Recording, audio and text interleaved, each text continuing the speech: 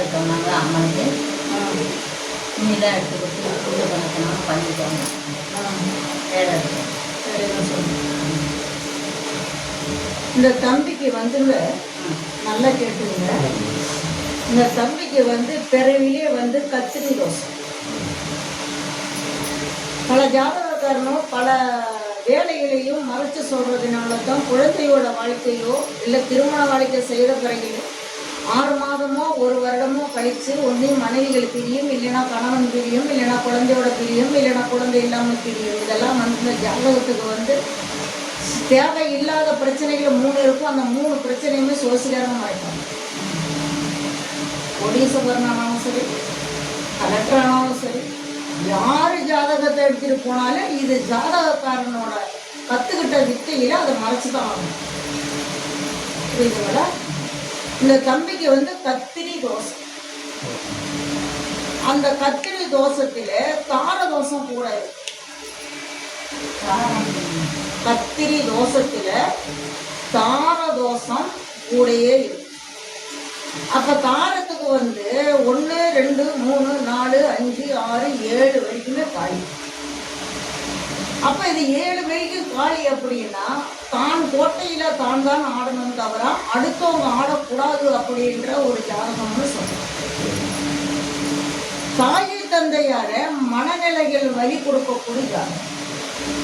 இது எதுக்காக தாய் தந்தைக்கு மன வலி கொடுக்கக்கூடிய ஜாதகம் அப்படின்னா இந்த பையனோட திருமண வாழ்க்கைக்கோ இல்லை எவனோட வாழ்க்கையை பற்றி கையில எடுக்கிறதுக்கோ இதுக்கு குறைபாடு கொடுக்கக்கூடிய ஜாதகம்னு சொல்லுவோம். இந்த ஜாதகத்துக்கு தார 2 இல்லை தார 1 அப்படின்னு பார்த்தா இந்த 2 தோஷமும் இருக்க வரைக்கும் இந்த தம்பிக்கு திருமண வாழ்க்கை கண்டிப்பாக ஆகாது. குலசாமியாக பெற்று பக்கத்துல இருக்கு, அதுல எந்த ஒரு குறையும் இல்லை. சாதிசனம் உள்ள குடும்பஸ்தானத்தில் பிறந்தவர்கள், சொந்த பந்தம் உள்ள குடும்பஸ்தானத்தில் பிறந்தவர்கள். முன்னோர்கள் குடும்பஸ்தானம் அப்படின்னு பார்க்கும் போகும்போது பாட்டி தாத்தா முன்னோர்கள் அப்படின்னு பார்க்கும் போகும்போது சொத்து சுகத்தில் இருந்தவங்க தான் இன்னைக்கு பார்த்தீங்கன்னா தர மட்டத்தில் இருக்கக்கூடிய ஜாதகம்னு சொல்றோம்.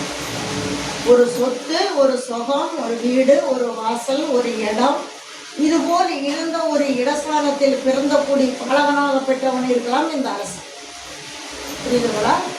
அப்ப அப்படி பிறந்தவனோட கருவில் பிறந்த குழந்தைக்காக பெற்றது இன்னைக்கு பார்க்கும்போது சொல்லு பெற்று நிற்கக்கூடியது, தேவையில்லா பிரச்சனைகள் பட்டு நிற்கக்கூடியது, மனநிலை வழிபட்டு நிற்கக்கூடியது. 6ன்னு கேட்டீங்கன்னா இந்த ஜாதகக்காரன். இந்த ஜாதகக்காரன் அப்படி இருந்ததுனாலும் சகோதரன் சகோதரியாகப்பட்டு இருக்குமா அப்படின்னு பார்த்ததுனால் சகோதரிக்கு கொடுக்கணும் அப்படின்றது கொடுப்பனைகள் இல்லாத ஜாதகம். புரியுதுங்களா? சகோதரிக்கு கொடுக்கணும் அப்படின்ற இல்லாத ஜாதகம். அப்ப கூட ஒருத்தன் இருக்கணும், ஆனா 3 கிளை 4 கிளை இருக்கும் அப்படின்ட்டு சொல்லிக்க ஜாதகம் இல்லை. அதே மாதிரி சொந்த பந்தத்தில் அணைஞ்சு இருப்பானா, இல்லை சொந்த பந்தத்தை சேர்க்குவானா, சொந்த பந்தத்தில் உள்ள வார்த்தைகளை பேசுவானா, இல்லை இப்படிதான் இருக்குமா அப்படின்னு கேட்டா